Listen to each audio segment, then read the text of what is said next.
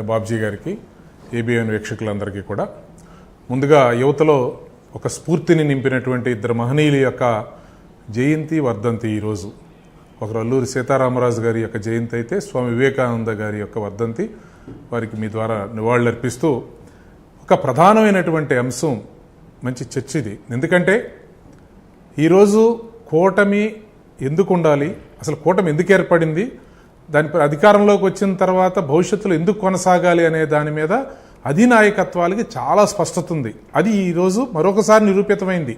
దీనిలో ఎప్పుడు కూడా ఎక్కడా కూడా ఏమీ గ్యాప్స్ లేవు.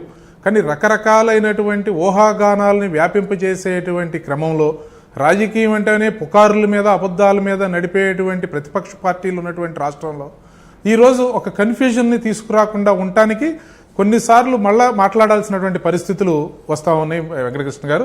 ఆ సందర్భంగానే ఈరోజు కూడా మరొకసారి ఉప ముఖ్యమంత్రి పవన్ కళ్యాణ్ గారు ఈ విషయాలను మాట్లాడటం జరిగింది. ఎందుకంటే తెలుగుదేశం పార్టీ దగ్గరికి వచ్చేటప్పటికి మాకు కూటమితో కలిసి ప్రయాణం చేయటం అంటే చాలా ఇష్టం.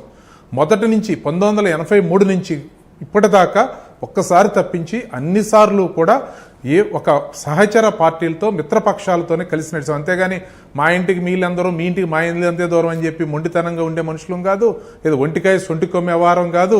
మేము లేస్తే పుల్లు కాదు, పుల్లు సింహాలు అని చెప్పేవాళ్ళం కాదు.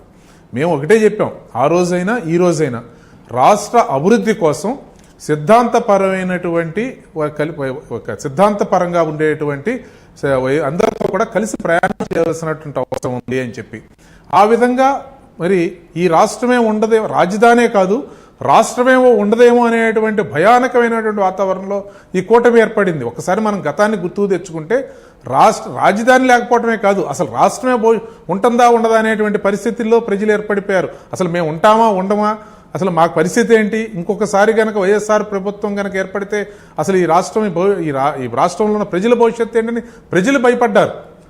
ఆ సందర్భంగా ప్రజలకి భరోసా ఇవ్వాల్సినటువంటి అవసరం ఈ రాష్ట్ర ప్రయోజనాలు కోరేటువంటి నాయకులకు ఉంది. కాబట్టి ప్రధానంగా బాధ్యత కలిగినటువంటి నాయకులుగా చంద్రబాబు నాయుడు గారు జైల్లో ఉన్నప్పుడు గౌరవ ముఖ్యమంత్రి గారు జనసేనాని పవన్ కళ్యాణ్ గారు వెళ్ళి ఏ విధమైనటువంటి ఆంక్షలో షరతులో ఇంకోటో కాకుండా కేవలం బేషరతుగా ఆ రోజు ఆయన చెప్పినటువంటి మాటలను ఒకసారి పునరుచ్చరణ చేసుకోవాలి మనం. కాబట్టి దాని తర్వాత భారతీయ జనతా పార్టీతో కలిసి చేసినటువంటి ప్రయాణం ఈ రాష్ట్రం యొక్క అభివృద్ధి కోసం జరుగుతున్నటువంటిది. కూటమిలో వ్యక్తిగతమైనటువంటి స్థాయిలో కానీ లేదా గ్రామం ఏదైనా కింద స్థాయిలో కానీ ఎటువంటి పరిస్థితుల్లో చిన్న అంతరాలు కూడా ఏర్పడకూడదు. మేము స్పష్టంగానే ఉన్నాం. ఈ విషయంలో మీరందరూ గుర్తుపెట్టుకోవాల్సిన అవసరం ఉంది.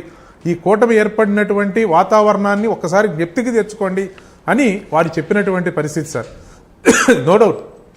ఎందుకంటే కింద స్థాయిలో వివిధ సందర్భాల్లో మరి పొత్తుల్లో సీట్లు ఇచ్చినప్పుడు కానీ లేదా ఇతరత్ర ఆశించిన వారు కానీ లేదా కింద స్థాయిలో కొన్ని సందర్భాల్లో సమస్యలే ఉండవు అనేది చెప్పేది కాదు. కానీ ఆ సమస్యల్ని పరిష్కరించుకోవటానికి నాయకత్వం గట్టిగా ఉంది అనేది సంకేతం ఇవ్వటం ఇక్కడ. ఎందుకంటే చిన్న చిన్న భేదాభిప్రాయాలు భిన్నాభిప్రాయాలు ఏర్పడినప్పుడు కుటుంబంలోనే ఉంటాయి. అటువంటిది రాజకీయ పార్టీలో ఉండవని అనడానికి లేదు. అటువంటిది 3 రాజకీయ పార్టీల మధ్య ఉన్నటువంటి కూటమిలో ఖచ్చితంగా కొన్నిసార్లు భిన్నాభిప్రాయాలు లేదా కింద స్థాయిలో ఉండేటువంటి కొన్ని సందర్భాల్లో రకరకాలైనటువంటి వాతావరణము ఏర్పడకుండా చూసేటువంటి దానికోసం అధినాయకత్వం పదే చెప్పేటువంటి పరిస్థితి ఉంది. ఒకవేళ అది ఎందుకు చెప్తారంటే ఉన్నటువంటి పరిస్థితులను బేరీ చేసుకుని ఉండమని కాదు అని చెప్పి ఎవరైనా దాన్ని గీత దాటేటువంటి ప్రయత్నం చేస్తే సరే, ఎవరి అధినాయకత్వాలు వారికి దాన్ని పరిష్కరించే దిశగా చూస్తారు. దాన్ని ఇతరత్రా కూడా తీసుకునేటువంటి అవకాశాలు ఉంటాయి. కాబట్టి చాలా స్పష్టంగా సరే బాబుజీ గారు నమస్తే మరొకసారి చెప్పడం జరిగింది. బాబుజీ గారు, ఇప్పుడు ఒకటి క్లియర్, అక్కడక్కడ క్షేత్రస్థాయిలో ఈ కూటమి పార్టీల మధ్య డిస్టర్బెన్సెస్ ఉన్నాయి. తృతీయ శ్రేణి నాయకత్వం, ద్వితీయ శ్రేణి కూడా ఫర్ దట్ మ్యాటర్